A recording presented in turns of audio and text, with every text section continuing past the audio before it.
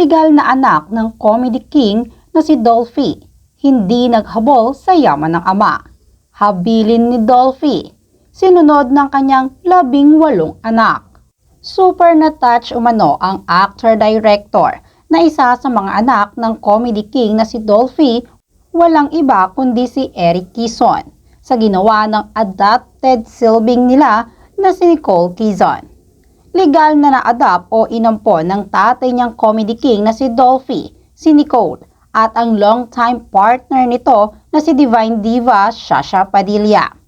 Sa pagbabahagi nga ni Eric, bago pa umano mamaalam ang kanyang ama ay naayos na ang mga legal issues sa pagitan ni Nicole at ng kanilang magkakapatid.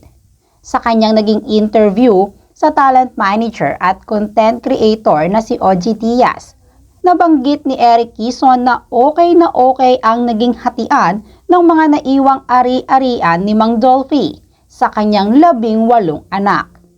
At tungkol nga kay Nicole, ibinahagi ni Eric Quezon na tanging si Nicole Quezon lamang ang legal na anak ni Dolphy sa batas dahil lahat umano ng naging girlfriend ni Dolphy ay hindi nito pinakasalan. Pagpapaliwanag nga niya, kaya lang si Nicole was legally adopted by my dad and Shasha. Ipinaliwanag pa ng actor-director. Before dad died, naayos na namin siya, which is very touching moment kasi kinausap namin yung daddy ko at saka yung lawyer. Tapos sabi ng daddy ko, Eric, kausapin mo si Nicole kasi noong time na yon ako ang pinapakausap na niya.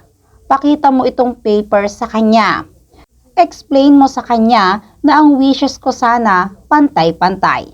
Pinuntahan umano agad ni Eric Quezon ang kanyang kapatid na si Nicole at sinabi niyang, Nicole, this is what daddy wants.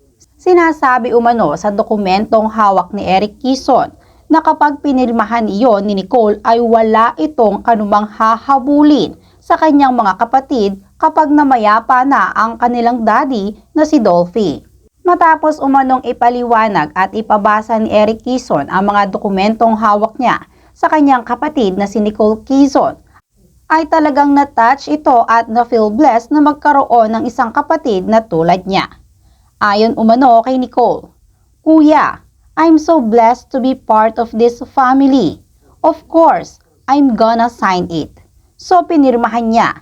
So ako, talagang na-touch ako talaga sa gesture niya. Yan ang pagkukwento ni Eric Quezon.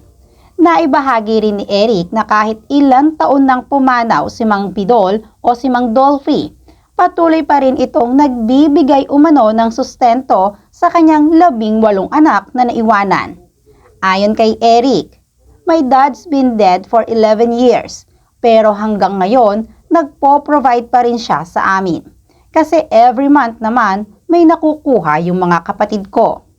Samantala, tuloy na raw ang plano ng anak ni Dolphy na makapagpatayo ng hotel at museo para sa nag-iisang comedy king.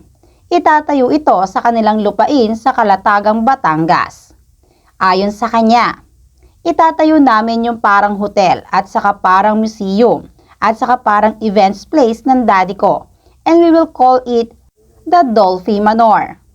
Ilan nga sa mga komento ng mga netizen ay kinabiliban si Mang Dolphy dahil maayos ang relasyon ng kanyang 18 anak. Sa dami umano ng naging anak ni Mang Dolphy ay magkakaroon umano talaga ito ng misunderstanding. Ngunit napanatili umano ng kanyang mga anak na maging maayos ang kanilang relasyon kahit pa maraming ari-arian o yaman ang naiwan ng kanilang ama.